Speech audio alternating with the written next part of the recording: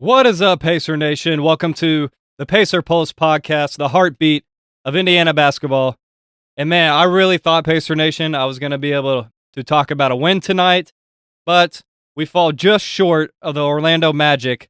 We lose 127 to 135. Siakam has a 20-point third quarter and ends up with 34 points in this game, probably one of his best games of the season. Nembhard bounced back from a pretty rough first half. Ends up going for a double-double, 20 points, 11 assists. Nesmith had 25 points, 4 rebounds, 8 assists. His best game by far coming since being back from his injury. Micah Potter had a double-double, 11 points, 10 rebounds. But in typical Pacer fashion this year, we have a horrendous second quarter. And I don't know what it is about second quarters this year that really get to us as a team, but we can always come out hot starting the first quarter, and then we just fizzle out completely. Our defense collapses. We stop hitting shots, and it just gets very ugly for some reason after the first quarter always. And we responded very well in the second half. We beat the Magic in scoring. I think it was like in the first quarter. Yeah, the first quarter and third quarter. We beat the Magic in scoring, and then the Magic only beat us by like 1 point in the fourth quarter. But yet, the damage was already done, and the defense was pretty lackluster tonight too because we gave up 135 points to the Magic. So that's not anything you want to see, but I thought our offense was actually pretty good tonight. And another storyline too was that Benn Mathurin was out. They said with like a right thumb sprain or something like that, and I don't know if it was Quinn or Chris.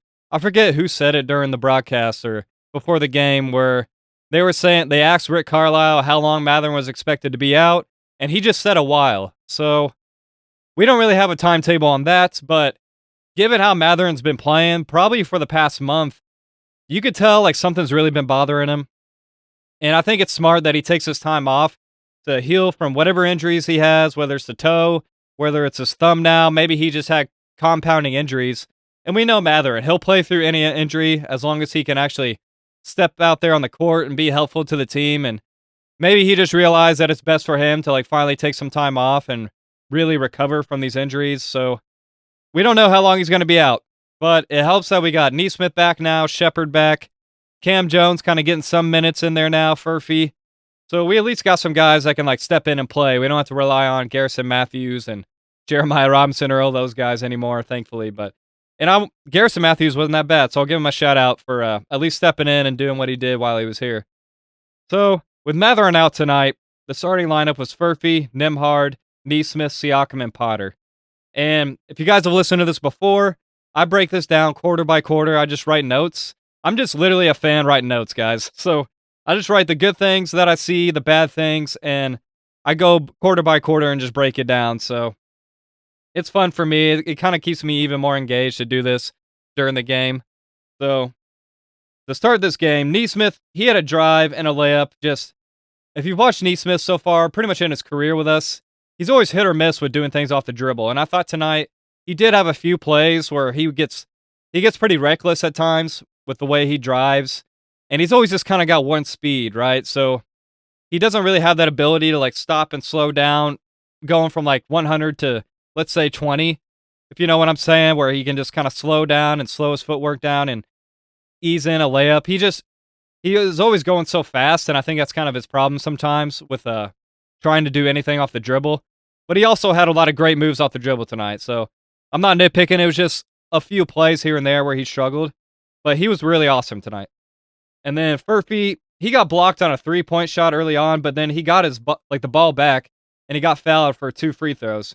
But he actually ended up missing both the free throws, but I like the hustle from Furphy. The fact that he still like hustled after the ball after getting his shot blocked and was able to draw a foul out of it. I really liked that aspect of it and just his hustle on that. And then Nesmith hit a 3. Siakam hit a 3. Nesmith hit another 3. We were lights out, especially in the first quarter. And we were just getting out and running early on. It looked very much like the old Pacers where you could just tell we were playing with some pace. We were playing with tempo. And maybe it just took a lot of our guys finally getting healthy to like have the personnel that could do that. Or just guys that know how we like to play, essentially. So it's been nice to see like kind of that uptick in getting out and running a little bit better these last couple games. But at this point, the Magic, they were on a 7-0 run, even after all those threes and whatnot. to go down 1. So we had the lead, but they went on a 7-0 run. We always give up these runs. And then Nembhard, he answered, hit a mid-range shot. And then Potter, he got an offensive foul at one point, so we had a turnover there. And Walker, he had a nice bounce pass inside to Potter, who gets fouled. Walker, I was very impressed with what Jarris did tonight. He's been hitting his shots. I think they said he's been like 11 of 17 from 3 in his last 17 attempts or something like that. That's incredible. Seeing him and Sheppard both really bounce back and get their shooting form starting to get down. Trust me, I'm giving Walker props for this. And then tonight, he had some great plays, passing plays inside, bounce passes inside to hit guys in the post.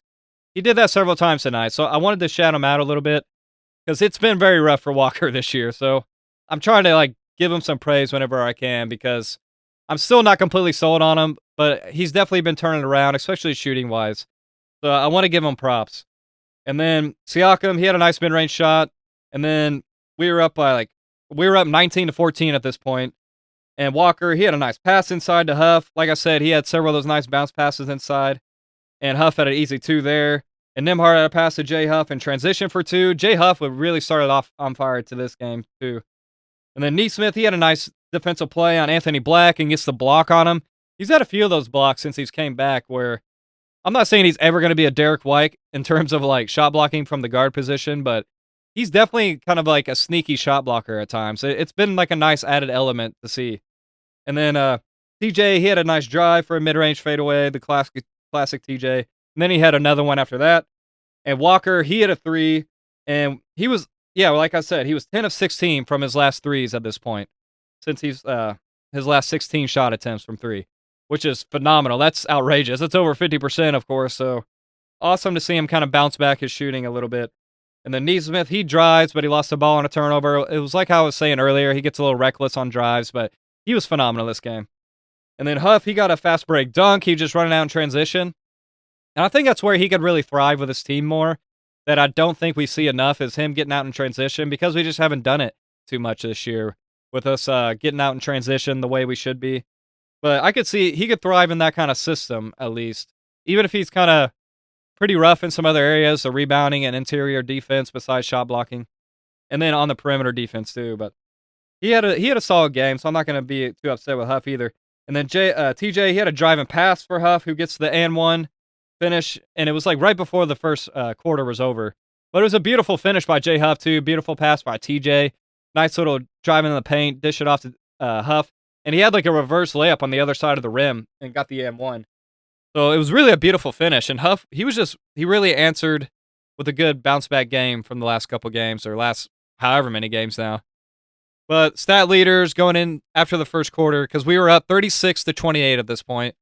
And let me cover the team stats first. So we were shooting 64% from the field and after the first quarter, 44% from 3. So lights out shooting, we were phenomenal. And then the Magic, they were 38% from the field, 33. So they were only down 8, but they weren't shooting great. So we were kind of holding them there at first. But the defense really slacked off after that. But then we had 12 assists in the first quarter. They had 8.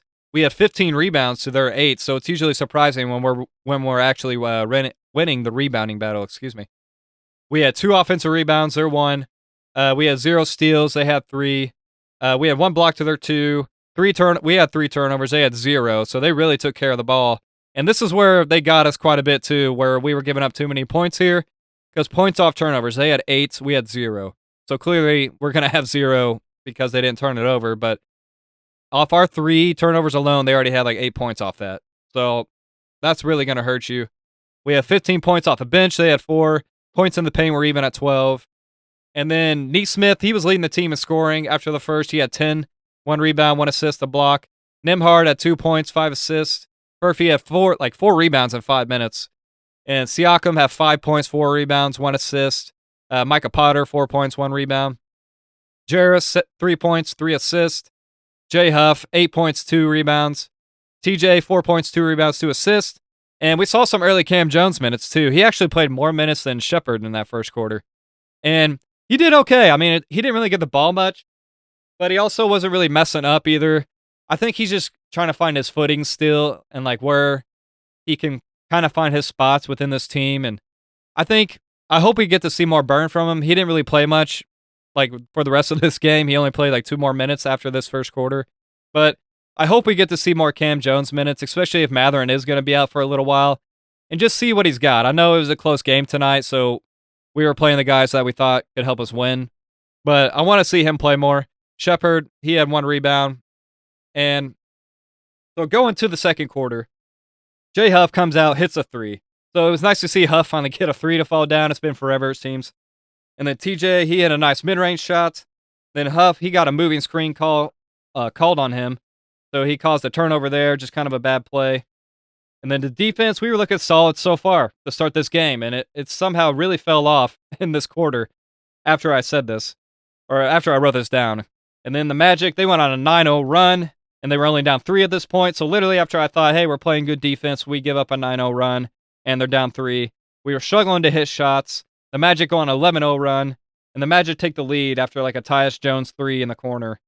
And then we only scored like 5 points in that quarter at like the 7:39-minute mark there in the second quarter. So almost 5 minutes into the second quarter, we only had 5 points total, which is pretty rough. And then Nesmith, he had a reckless drive and a turnover. It was just a very rough quarter all around. And Walker, he hit this 3 off of the dribble. I think it was in Paolo Banchero's face. It was a pretty big shot. So awesome shot by Walker. And then Nembhard, he had a horrendous drive and shot attempts. And I think he thought he got fouled. I think Rick and them were like chatting with the ref about it. And I don't know. It just was very reckless. He gets those sometimes, Nembhard, where he really forces it inside. And I don't know. Maybe you think he's fouled a lot of times. Sometimes it's up in the air, but they probably could have called it considering how they were calling the game tonight. And then Nesmith, he had a 3. And then the defense falls apart this quarter. Like I said, we just gave up so many wide open 3s, so many easy shots at the rim. Sheppard hit a 3, so it's nice to see him starting to finally hit his shots again too. And the Magic, they had 23 free throws at halftime to our 10. So they clearly were getting to the line. We could not stay in front of them, so we were having to foul them a lot, giving up offensive rebounds, I think, at some point. And I'll double-check that number too. But wasn't pretty, and then we got outscored 22-41 in the second quarter. And that pretty much put the nail in the coffin in terms of us winning this game. It's always one bad quarter, guys. Like, we just have one horrendous quarter that literally costs us the entire game. Because we come out and we play pretty well most of the time, the rest of the game. But it's always that second quarter. I don't understand why. Last year, it was kind of like the third quarter, I think, right? Where we would always struggle. And we always have that one quarter. I don't know why. But this year, it's the second quarter for whatever reason. But like I said, they outscored us by 19 in that quarter. And that's very hard to come back from. So the Magic, they were up 69-58. They were up 11 at halftime. And they were shooting 52% from the field, 44 from 3. So they started shooting lights out after the first quarter. And we were shooting 47%, 41 from 3. I mean, great shooting numbers. You'll take that all day. Assist numbers, it was 19 assists to 17. We had 19. Rebounding was dead even, 23-23. Offensive rebounds, no, we were actually winning that still, so I was wrong. We had 3 offensive rebounds. They had 1. But they had 5 steals to our 0. We had 2 blocks to their 3. And turnovers, we had 7 to their 2. And only turning it over twice and a half, that's incredible. And maybe it was our defense not playing well enough to force turnovers too. So, like I said, our defense was really bad this game. But only 2 turnovers and a half, that's pretty crazy. And for a Magic team too, that you wouldn't think would take care of the ball that well. Maybe they do. But they had 13 points off turnovers. We had 2. So that really adds to the lead as well, plus the free throws. And the bench points, we had 26. They had 16. Points in the paint, I mean, this was always a common story. They had 28. We had 14 at this point. We always get outscored in the paint just about every game. I don't know why, but we don't have the guys that can get into the paint and really finish inside. And obviously, hopefully we address that by getting some sort of starting level center that can kind of command the paint some. They ain't going to score, like, make up that difference to that extreme, but at least somebody that can help anchor the paint a little more. That's what we need. But at halftime, Nesmith, he was going off. He had 18 points, 2 rebounds, 2 assists, 2 blocks.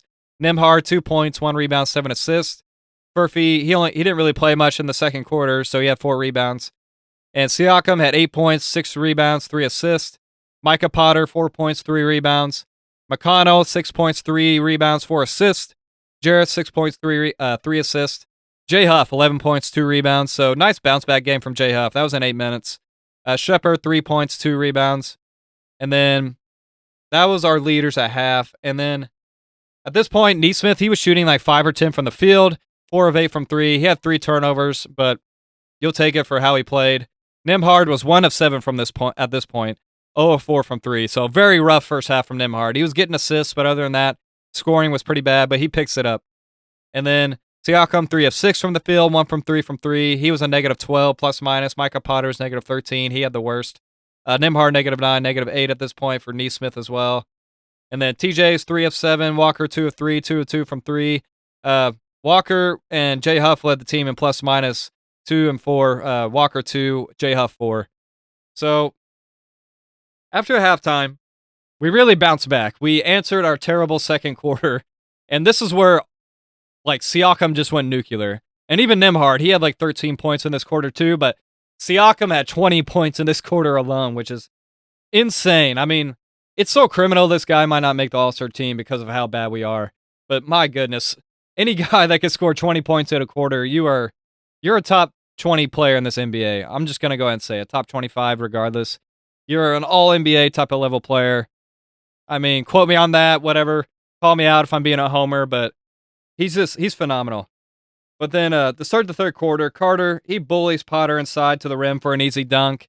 He had a few of those plays where he just really just bodied our guys inside and made it look easy. And then Nesmith, he had a drive and finish, and he had 20 points already. And Furphy, he gets a steal on Tristan da Silva and takes it the full length of the court for a 2-point finish. Just a great defensive stop and finish in transition from Furphy. You continue to see those flashes. That's why I want to see more minutes for Furphy as the year goes on. And I think it's going to happen if our record stays this bad. I mean, it's already bad enough. He should play more. And then Siakam, he had a drive-in layup for 2. And then we were playing good with a really good pace so far coming into the third quarter. We kind of slacked off in that in the second quarter, but we really picked it back up. And then Nembhard, he had a drive for 2. And then Carter, he was just having his way with Potter again, just finishing inside, bullying him inside. And Siakam, he gets another basket. Siakam scores a spin mid-range shot, carrying us in this quarter. I mean, like I said, he had 20 points in this quarter. It was insane. And then Nembhard, he hit a 3, and we were only down 6 at this point. So we came back a little bit. And then Nembhard, he had a drive for a layup, and he had 9 points in that quarter at this point. And the Magic were just starting to hit every 3, kind of answering these little runs we'd go on. And then Siakam, he had a drive and finish, and he just could not be stopped in the third. I mean, the Magic literally had no answer for this guy. And for the team that's kind of known for having a lot of rangy, like taller guys, you would think that they'd have somebody to be able to stop him, but I don't think Paolo Banchero is a good defender at all. So he was getting torched. I mean, I think Tristan da Silva was on him at times too. I forget who all defended him, but nobody could guard him. And then Nembhard, he had another mid-range shot. Like I said, he went off in this quarter too. And Sheppard, he had a drive and kick out to Siakam for a wide open 3. And then Siakam, he drives and gets fouled and gets the N1. And then at this point in the third quarter, he had 17 points in that third quarter alone. And then then we switched to zone defense because we realized, hey, they're not really hitting threes, or we thought maybe we could slow them down. But then the Magic start hitting threes, especially in the fourth, which basically took us out of the zone. And then Nembhard, he fouls. Sorry, I can't even read my own handwriting. Oh, Benn, sorry. So he fouls Benn, who hit like a mid-range pull-up jumper that really kind of just bit into the momentum we were building at this point, and he hit the M1, got the free throw as well, and the Magic go up 6 off that play. And then Siakam, he finished inside for 2. Siakam hits Nesmith in the corner for a 3, and we outscored the Magic 42-38 in the third quarter, so we win that quarter after losing the second quarter by 19, and we won the first quarter by like 8. And then Nembhard, he had 13 points in the third quarter alone. Siakam had 20 in the third quarter. So both those guys going off and carrying us. And the fact that it's not often you get guys scoring that many points in one quarter, right? Especially 2 guys combined. And the fact that we only really outscored them by 4 points is kind of a testament to the other areas we were lacking in that allowed them to stay in this game. Because the Magic were up 107-100, even after that phenomenal third quarter. But our defense was still just lackluster. The Magic were shooting 57% from the field, 48 from 3. We were shooting 54% from the field, 43 from 3, so we were on fire too. We had 29 assists to their 27. We had 33 rebounds to their 26. So somehow we were actually winning the rebounding battle, which is huge. We usually never do. And we were winning the offensive rebounds. We had 7 to their 1, which is amazing. And we had 1 steal, though, to their 6, 2 blocks to their 4 blocks. And we had 8 turnovers to their 4. So they only had 2 more turnovers after halftime so far. And they still had 13 points off turnovers. We had 4. So that really helped split the difference. And they got to the foul line a lot more than us, too. And bench points, we had 26. They had 19.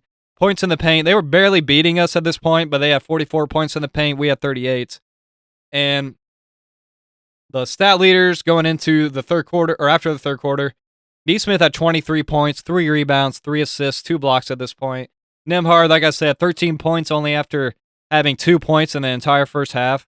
He had 15 points, 10 assists, so a double-double. He looked pretty awesome passing the ball, and he really bounced back in this quarter because he was shooting very badly in the first half. Murphy had 2 points, 5 rebounds, an assist, a steal.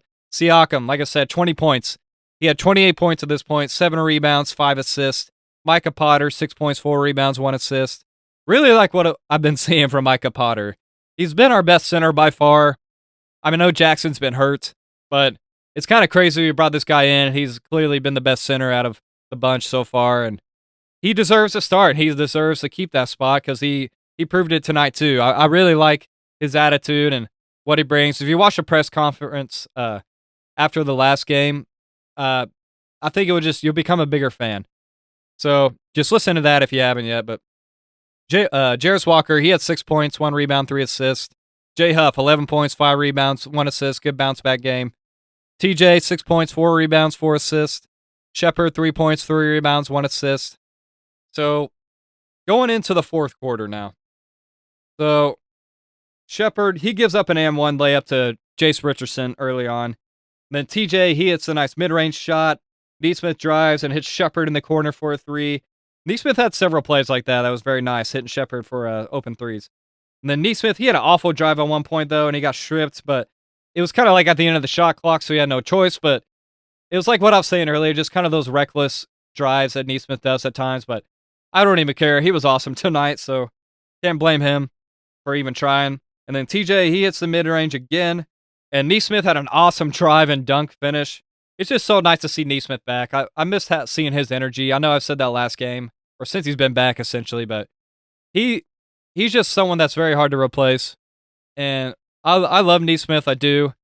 And I've been very hit or miss about him or Mathurin starting. I still kind of am, but I just think you can't not have Nesmith on this team. And then Nesmith, he had a TO or a turnover trying to drive. Another point here. This is where he had 3 turnovers in this game. It was all sloppy drives that he basically got all these on. And then Bradley, he had a nice stop on Paolo Banchero at the rim. I wanted to highlight that because it's Tony Bradley stopping Paolo Banchero. And then Shep, he had a fast break layup after that, I think, too. And then Potter hit a timely 3. And we were playing TJ and Nembhard a lot more in this game, which I think is the right move. I think we've seen, and I think the coaching staff kind of notices that, yes, Nembhard's played okay as a point, but it's not his strong suit. And I think he's so much better, as we know, having another guy that can kind of do a lot of the playmaking load. And even though Nembhard had a fantastic passing game tonight, so I say this with the fact that he's just better playing next to another point guard that could take off a lot more of that responsibility off of his shoulders and handle the ball a lot more. So I think it's a smart move, and maybe we'll see that more going forward. And maybe having Cam Jones and Sheppard and all those guys back kind of helps us be able to do that more and kind of make that rotation happen. And then at this point, though, the Magic were on an 8-0 run and to go up 7. And Siakam, he drives for 2 for his first points in the fourth quarter. So after that amazing third quarter, he only had 2 points at this point in the fourth, which is close to kind of halfway or a little bit before a half, I think, halfway into the fourth quarter. And then Siakam, he just had a smooth post move for 2. And then Nembhard, he hit a 3. And then Siakam had a drive for 2. And then Potter fakes a pass and got an easy dunk. And that was the last bit of my notes, as the Magic just kind of sealed the win and sealed the deal. I mean, we lose by 1 point in that quarter. We scored 27. They scored 28. And like I said, the Magic win the game 135 to 127. So we showed a lot of good things this game. I mean, I guess if you're pro tank, you're happy with this result because you got to see a competitive game, but we still got the loss. But honestly, guys, at this point, I mean, even if we win a few games, we're still going to have top 3 or 4 lottery odds. I mean, it's just, even if we win some games, it would be nice to see some wins. I actually miss it, talking about wins. I enjoy that a lot more, of course. But at least in this game, there wasn't like a lot of bad to like really point out. I think it was just like the awful second quarter. We got to somehow find consistency and not having such a drastic drop off from one quarter to the next. And even in quarters themselves, we'll have commanding leads and then we give up like an 8-point like AO run to the other team, and then we have to go on another run ourselves to kind of stretch out lead up again or try to get the lead back. It's just we're too back and forth and we don't maintain that level of consistency throughout the entire game. So we really need to focus on that. And I know they already know that, of course. I know Rick's kind of already hinted at that, of course, because a blind man could see it essentially. But really, it's that second quarter killed us. We gave up a lot of free throws tonight too than the Magic. That really made a big difference too. And the fact that they had all those points off turnovers too really killed us. And then our defense wasn't what it needed to be tonight. So, I mean, like I said, we gave up 135 to the Magic, but the final stats of the game for the team here. So we shot 55% from the field in this game, 44 from 3. You take that all day. That's almost elite for any team in a single game. But the Magic, they shot 56% from the field and 47% from 3. So barely better than us, but still better. Even though we shot that astronomically good, yeah, they still were even better. And assists, we had 38, they had 34. Rebounds, we had 41 to their 36. So we beat them in that, which is a huge win. We had 7 offensive rebounds, they had 4. So you would have thought they had kind of more size with Paolo and Wendell Carter, Bataze, but we handled the boards pretty well. It was nice to see. And then steals, they had 7, we had 3. They had 6 blocks, we had 3. And then we had 11 turnovers, so there's 7. And then they had 18 points off turnovers, we had 7. So that makes a huge chunk of the difference too. And then bench points, we had 35 to 20, they're 21, so we way outperformed them there. Points in the paint, we had 50, they had 60, so somewhat even. You'll take that for what we usually are. And then the leaders at the end of the game here, the stat leaders. Nesmith, he had 25 points, 4 rebounds, 8 assists, 2 blocks. Phenomenal game. Nembhard, 20 points, 1 rebound, 11 assists. He had a nice bounce back from after a pretty bad first half. And then Furphy, 2 points, 5 rebounds, and assist to steal. Siakam, 34 points, 7 rebounds, 5 assists. Continues to be elite on both ends of the floor. And then Micah Potter, 11 points, 10 rebounds, 2 assists, a steal. I've been loving what I see from Micah Potter. I mean, I never thought I'd say that. Never thought I'd see the day where I'm praising Micah Potter and on our team. But I'm glad we picked him up, and I think he's a good culture fit too. He might not even stay with the team. I mean, who knows if he's on the team still even when Isaiah Jackson comes back. But I don't want to be this guy, but he's making the case to me where maybe we can just let Tony Bradley go and keep Micah Potter and kind of give him that minimum contract for the rest of the year, see how it plays out. But that's kind of where I'm leaning. I don't know how you feel, Pacer Nation, but what I've seen from Micah so far has been way, way better than we've seen from anything from Tony. Considering what Tony Bradley did in the finals last year, he did step up in some moments. I'll give him praise for that. But it's a new year. We need somebody that has a little bit more upside, can do a little bit more things. And then Sheppard, he had 8 points, 3 rebounds, 2 assists, a steal. Continues to be, I guess, solid. I think 24 minutes is too much for Sheppard, but I can't complain for like what he did. He was all right. Defensively, kind of lackluster, but he's starting to hit some threes again. And then McConnell, 10 points, 4 rebounds, 5 assists, continues to be steady off the bench. That's what helps us too so much is like when Nembhard's struggling, we have TJ that can come in and really just keep us afloat at the point guard position. It's such a luxury to have. And I want to shine, like give TJ some shine here. And then J Huff, 11 points, 5 rebounds, an assist. Walker, 6 points, 1 rebound, 3 assists. And that was pretty much it for the stats, guys. Cam Jones played 6 minutes, but he didn't register with stats. So, but like I said, I like what I see. At least if he can get some more opportunities to do more things with the ball in his hands too, would be cool to see. And then Nesmith, he was a -8 for this game. Nembhard, -8. Murphy was a 0. Siakam was a -12, plus minus. Micah Potter, -7. Sheppard was a +2. So maybe his defense is better than what I thought, but overall had a positive impact. TJ was a -10, J Huff +1, Jarris Walker +3, Tony Bradley +1, and then Cam Jones was a -2. So it was awesome to see Nesmith have an awesome game. Great all-around game, honestly. He looked very good. Siakam going nuclear. It just sucks that it was in a losing effort. And like I said, if that second quarter didn't happen, we would have won this game. But unfortunately, Pacer Nation, we are on a 12-game losing streak, and whether that's good or not is really in the eye of the beholder, I guess. I mean, for me personally, I'm to the point where it's like, let's maximize our odds to get a top 3 pick this year, which I know if you have the number 1 odds, you have a very high chance and possibility of even falling back to number 5. So it's not just some slam dunk if we have the worst record in the NBA. We are going to automatically get a top 3 pick. That's not really how it is anymore, guys. If we fall to 5, that would be pretty devastating. So we just got to be mindful of that. And maybe it would be good to actually win some games to kind of lower our odds of falling back to that. But I'm not trying to look at it like glass half full sort of thing. So if I'm looking at it like glass is pretty much full, okay, then we have high odds of getting a top 3 pick still. So if we can stay on that course, I want to see more from Furphy because he's showing flashes more and more every single game of different things that he can do and provide.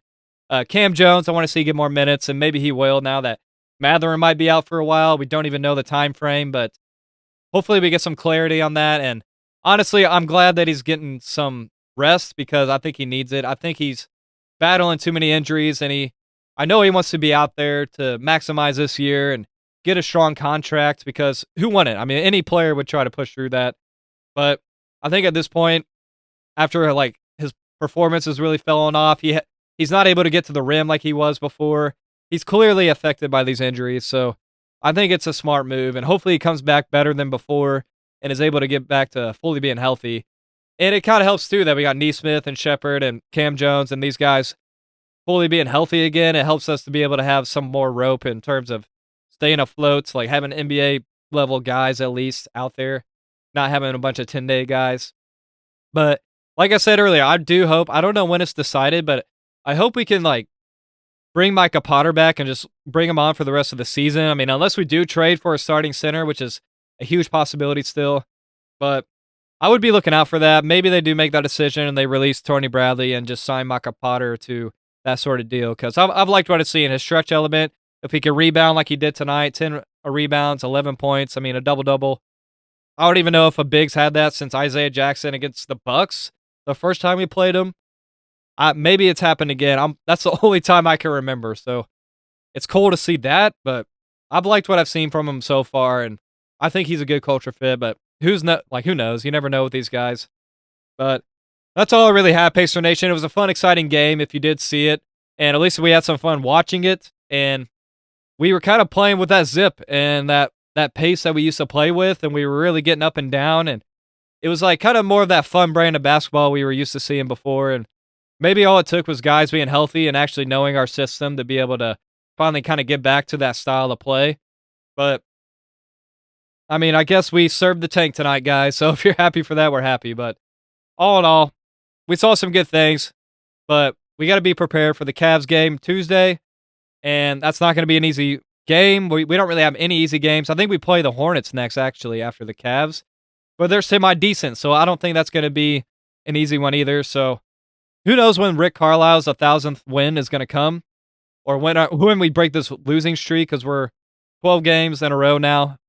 Losses isn't good. Easily the worst in the NBA right now. So let's hope we can finally get a win, guys. And Monday, I am going to put another episode of the Player Story series out. It's just a mini series I've been doing, and it's 20 minutes or less, essentially. But I just go over a player's backstory, how he's kind of like gotten himself into the league and to the Pacers, and it's just as fun to like hear about these guys' backgrounds. And last week I did Furphy. I did Nesmith the week before that. I will release them every Monday. So if you want to check out those past episodes, I highly encourage that. They're little fun episodes to listen to. I did it over Siakam. I've done it over Nembhard. I've done it over Mathurin. So I'm gonna do my final one tomorrow to end the mini series at 8 players. And I'll surprise you guys with who it is, and maybe you'll be thrown off. I don't know, but it's a player that I'm very interested in doing and excited to like figure out more about him and let you guys in on it too, and maybe learn something that you didn't know before. But if you guys listen to this on YouTube, I really appreciate it. I appreciate any like, comment, subscribe. It means a lot to me. And just having your guys' support. And I would love to hear your guys' opinions on the team. And if you listen on the listening platforms, I would really appreciate a 5-star review. It helps me grow this podcast and really continue to do this. And it means a lot to me. And I just want to be the best I can be for you guys. And I'm just a fan like y'all. I just want to root for this team. And I speak from a fan perspective. I'm always going to give it to you straight. I'm not going to try to have any biases towards anything or anyone. And I don't know. I'm just going to come here with a fan perspective, and I'm always going to leave it out there for you guys. And I always wanted to have that Discord with you guys too. So reach out to me on YouTube on these videos. And then if you want to follow on both platforms, on the Apple Podcast, Spotify, and then YouTube, I'd really appreciate it, guys. And I just appreciate your guys' time. It means a lot to me. Sorry if I sounded kind of nasally this episode. I've been battling kind of a head cold, so I'm a little bit under the weather, I guess you would say. But just thank you guys for all your support at Pacer Nation, and I will talk to you soon.